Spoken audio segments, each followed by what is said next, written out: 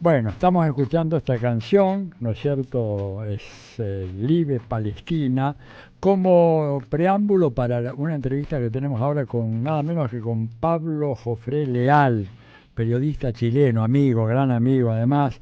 Es un periodista de Hispan TV, de la cadena Telesur, de Russia Today. Tiene realmente unos antecedentes impresionantes. Es una de las personas que más conoce en América Latina, yo me atrevería a decir tal vez en gran parte del planeta, sobre la situación de Palestina. Pablo, Atilio Borón y todos quienes integramos acá Diálogo Internacional, te damos la bienvenida. Muchas gracias, Atilio. Un gran abrazo a ti y a las compañeras que te acompañan, ¿no? Acá tengo Telma Luzani, Paula Clachco, Marcelo Rodríguez, te damos un gran saludo. Y mira, te hemos convocado para que nos cuentes, a ver, hoy era el sábado en donde Trump dijo que iba a desatar las puertas, iba a abrir las puertas del infierno si es que no se liberaban todos los rehenes que están en manos, así lo dijo él, de Hamas. Contanos qué pasó, porque ya se acabó el sábado, ya están el domingo allá. Sí. Bueno, lo primero, Atilio, es dar cuenta de que nos encontramos ante un caballo desbocado, ¿no? Sí, Una locomotora que parece no tener freno, un tipo que asume la Casa Blanca por segunda vez y la asume con un ímpetu que ya se lo quisiera un político treintañero, ¿no? O cuarentón, con un entusiasmo y una voluntad de firmar decretos como quien cuenta monedas. Más de 150 decretos en pocos días, y dentro de esos decretos, indudablemente, los que tienen que ver con temas migratorios, los que tienen que ver con aranceles, los que tienen que ver con cambios de nombre del Golfo de México, en fin, una variedad de políticas que quiere llevar a cabo este señor que quiere pasar a la historia no solo como esta máquina desbordante, sino también, diría yo, con un concepto que lo identifica a mi entender, y el desquiciamiento, ¿no? Creo que se trata de un personaje desquiciado en función de llevar adelante una política extrema que no es distinta de la que ha llevado Estados Unidos a lo largo de los años. claro. ¿Sí?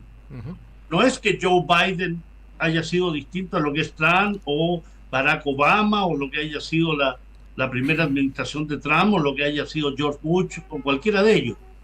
Yo creo que la gran diferencia radica hoy en que la verbalización y la puesta en escena y además la puesta en práctica de todo lo que ha ido comprometiendo se está dando de una forma abrumadora que da lo mismo si son amigos, si son adversarios, que son enemigos.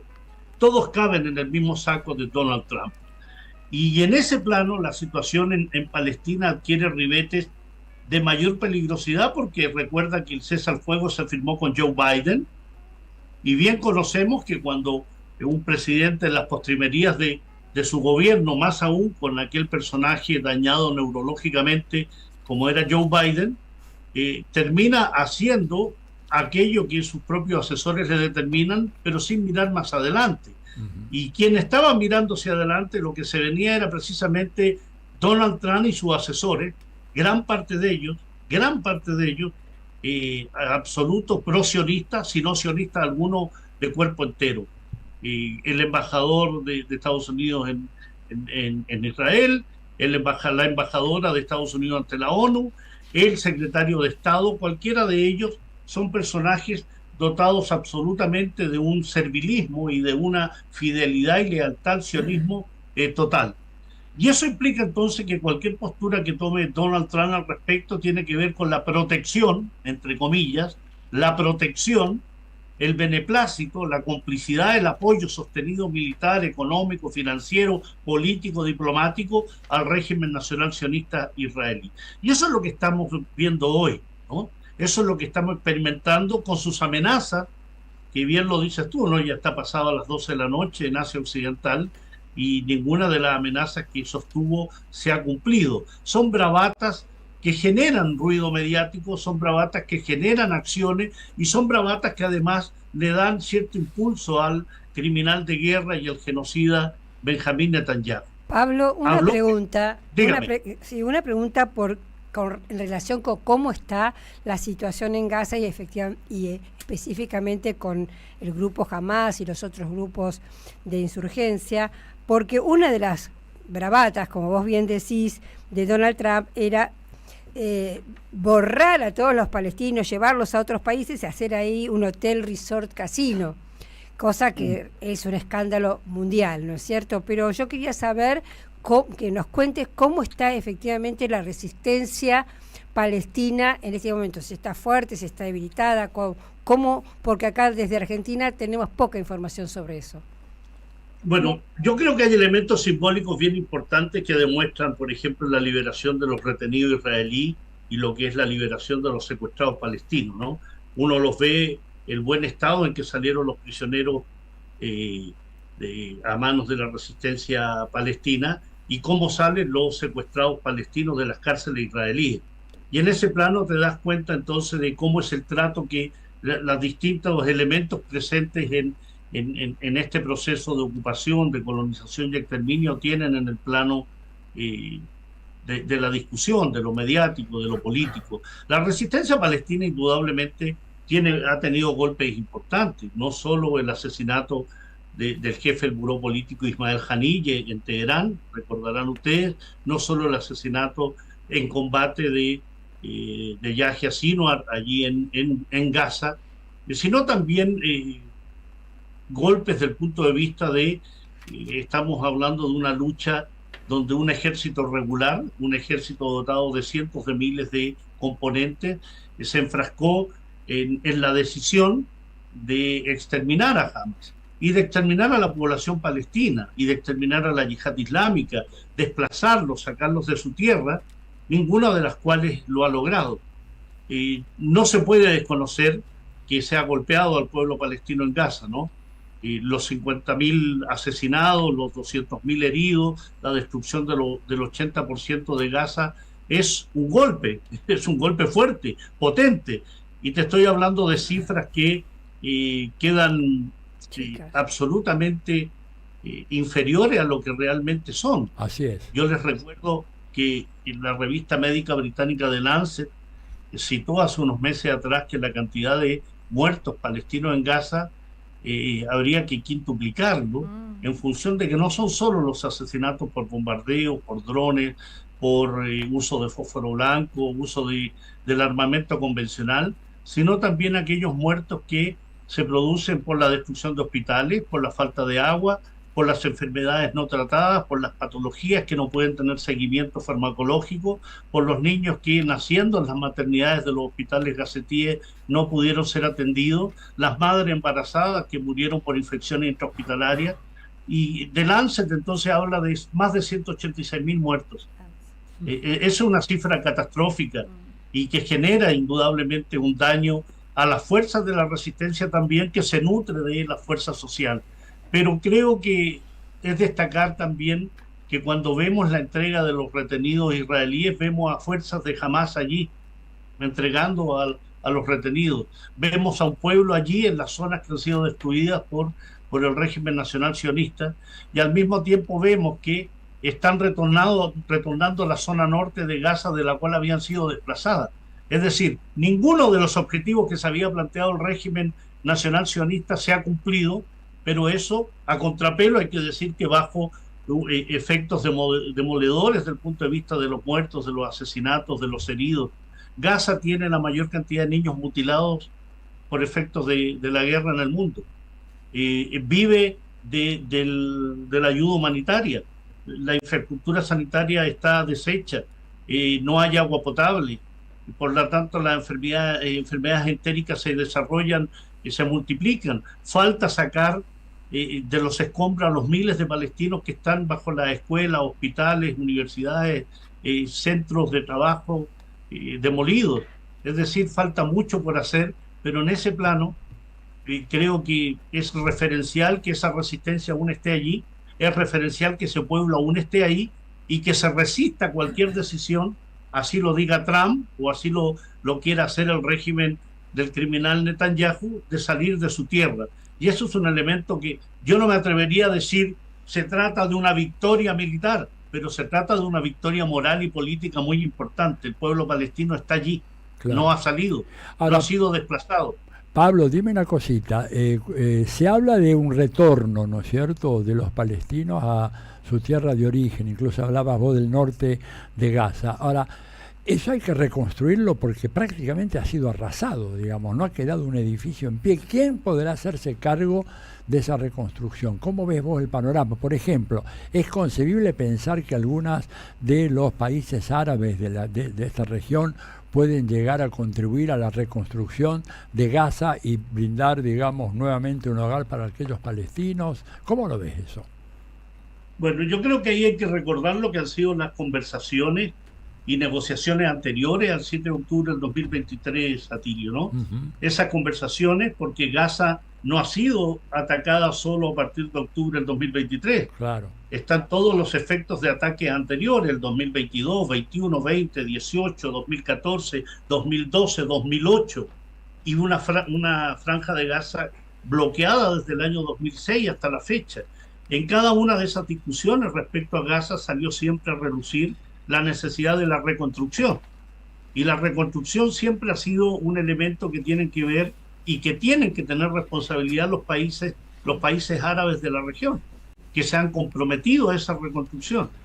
En las negociaciones por el cese al fuego en esta ocasión, que está compuesta de 3 fases, estamos en la primera fase, liberación de cierto número de prisioneros palestinos, liberación de cierto número de retenidos israelíes, una segunda y entrada de ayuda humanitaria, retorno de los palestinos al norte de Gaza, una segunda fase que implementa mayor número de liberados, mayor número de ayuda humanitaria y al mismo tiempo elementos de negociación para la reconstrucción de Gaza. A mí no me cabe duda que en ese acuerdo, sotoboche, pero también que ha trascendido desde el punto de vista de lo que ha sido la negociación, hay compromisos de los países árabes más ricos de la zona, Emiratos Árabes Unidos, Qatar, Arabia Saudí, compromisos también de los mediadores, como son Egipto y Qatar, respecto a hacer un fondo de reconstrucción para que Gaza vuelva a ser ese hogar de millones de palestinos. Ahí hay un compromiso de la Liga Árabe, pero debe haber un compromiso del conjunto de la Organización de Cooperación Islámica, por ejemplo, que reúne a 57 miembros, dentro de ellos los países más ricos de la comunidad islámica. Debe haber un compromiso de los organismos internacionales.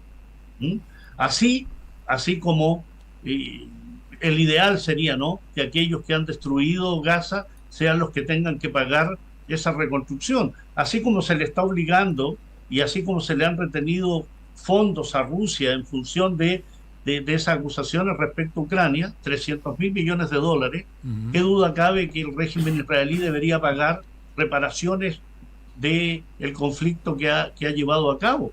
Así como Alemania ha cancelado más de 140.000 millones de dólares en los años a las víctimas y familiares de lo que fue el genocidio de europeos de creencia judía, nuestras sociedades, las organizaciones internacionales, esta comunidad internacional que tanto habla de democracia, derechos humanos y todo, debería generar una política en la cual se obligue al régimen israelí a pagar los costos de la destrucción ocasionada. Esto es un genocidio, así declarado por organismos internacionales, por la ONU, por Amnistía Internacional, por Human Rights Watch. Cualquier organismo internacional no ha sacado de su vocabulario la palabra genocidio. Eso es una evidencia completa. Y si alguien comete genocidio, y si además destruye escuelas, hospitales, universidades, infraestructura sanitaria, debe entonces ser obligada a cancelar. De alguna forma existe. El capítulo 7 de la Carta de las Naciones Unidas es clara respecto a los regímenes que son una amenaza a la paz. Pablo. Pero bien sabemos que están coartados, absolutamente cooptados por las grandes potencias occidentales. Sí, no, más bien que no podemos, eso sería lo lógico, pero no podemos esperar que Israel pague ninguna indemnización ni reconstrucción ni nada por el estilo. Más cuando el presidente Trump se presentó junto al criminal Netanyahu y diciendo la bravata de que iban a hacerse cargo los Estados Unidos de Gaza, ¿no? Y todas estas cuestiones, y al mismo tiempo que también ya hubo rupturas del acuerdo, hubo asesinatos, algún bombardeo. ¿Cómo es tomado esto por también el propio mundo palestino y los países árabes? Que ahí hay una diferencia fundamental. El mundo palestino es muy claro que el genocida es el régimen israelí con apoyo de potencias occidentales. Estados Unidos, Alemania, Francia, Gran Bretaña, que son los grandes sostenedores del sionismo. Que también todos aquellos que le dan apoyo político y diplomático, como es el caso de Javier Milei, el presidente argentino, por ejemplo, como lo fue en su momento Jair Bolsonaro en Brasil, como es el presidente de Paraguay. Es decir, todo aquel que participa del apoyo político, diplomático a Israel es cómplice de estos crímenes, y el pueblo palestino sabe eso. La Liga Árabe es un organismo absolutamente criticable en su actuar. La Liga Árabe es un grupo de países que en general está subordinado a las políticas occidentales. Es una liga en la cual, cuando se inició, por ejemplo, la agresión contra Siria el año 2011, simplemente expulsó a Siria de la Liga Árabe. Sí, claro. Así actúa la Liga Árabe, actúa en función de las presiones que da Estados Unidos. Pero cuando yo te digo en esta situación ideal, ¿no? Porque claramente ideal, de que aquellos que son responsables de crímenes y de destrucción deberían pagar, resultaría un elemento simbólico muy importante que los organismos internacionales y la comunidad internacional diga el responsable de esto es el régimen israelí, pero que quede establecido muy claro. Alguno podrá decir, ¿qué importa eso? Importa mucho, porque yo creo que si hay un cambio del 7 de octubre a la fecha, del 2023 a la fecha, es que yo creo que ha quedado claro para el conjunto de la humanidad que el régimen israelí es un régimen genocida, es un régimen criminal, usurpador, colonizador, y en ese sentido esta ocupación, este exterminio ha servido precisamente para develar que se trata de una sociedad en esencia, no solo su régimen, no solo su gobierno, no solo Netanyahu, a Víctor Lieberman o Yoav Galán. La sociedad israelí mayoritariamente es una sociedad violenta, racista, y que ha apoyado a este gobierno en función de exterminar a una población. Y en eso hay ejemplos claros en la historia. O sea, el gobierno nacional sionista que fue derribado, el régimen nacional socialista que fue derribado tras la Segunda Guerra Mundial, el gobierno que vino posteriormente y los posteriores tuvieron que pagar reparaciones. Se obligó a eso. Lamentablemente el socio principal de este régimen genocida es la potencia occidental más importante, que le da impunidad, le da apoyo financiero, militar, político y diplomático, y además lo avala para que siga pensando que es legítimo seguir exterminando a la población palestina. Pero palestina. ¿le dan crédito? Te repregunto esto, ¿le dan crédito a esta amenaza de Trump de que ese país del norte de acá, de América, se haga cargo de Gaza, o no? ¿O es simplemente una amenaza que no le dan crédito? En mi visión es una bravata. Bien. ¿no? Bien. Yo creo es una bravata peligrosa, no porque vaya a tirar tropas norteamericanas en el levante mediterráneo, sino para que da pie, para que el régimen genocida israelí precisamente continúe el genocidio y el exterminio del pueblo palestino. Le da pie para que diga y argumente bajo cualquier circunstancia que los palestinos no cumplen el cese al fuego, que los palestinos violan la tregua, que los palestinos aquí, que los palestinos allá, y por tanto los atacan. Así ha sido permanentemente con Israel. No necesita excusas, solo necesita el permiso que le dé Washington para hacer su operación. Y cuando el señor Bocazas, cuando este caballo desbocado dice, si a las 12 del día no están liberados todos los rehenes, se va a desatar el infierno. Pasa el mediodía y dice, si a las 12 de la noche no están liberados los rehenes, entonces daré permiso para que Israel ataque. Bueno, son bravatas encaminadas a generar un efecto psicológico en la población, porque siguen pensando que la población palestina no apoya a la resistencia. Siguen pensando que puede levantarse la población palestina contra aquellos que son los únicos que lo defienden, ¿no? Y hablo de la resistencia palestina, ni siquiera hablo de la Autoridad Nacional Palestina, que se ha comportado en forma vergonzosa respecto a la defensa del pueblo palestino. Separo la resistencia palestina de esta autoridad palestina dirigida por Mahmoud Abbas, que simplemente es un corifeo de la ocupación. Bien, bueno, Pablo, muchísimas gracias por esta entrevista, la verdad que nos ha ayudado a entender mucho más lo que está pasando, y debido a que estamos seguramente en presencia de futuros desarrollos en esta región, seguramente te estaremos molestando en otra oportunidad. Te mandamos un gran abrazo desde Radio de las Madres, la radio de la Universidad Nacional de Avellaneda. Muchas gracias a ustedes y no es ninguna molestia, cuando quieran. Gracias. Muchas gracias. Pablo Diálogo Internacional. Atilio Borón y la cuestión latinoamericana en primera persona.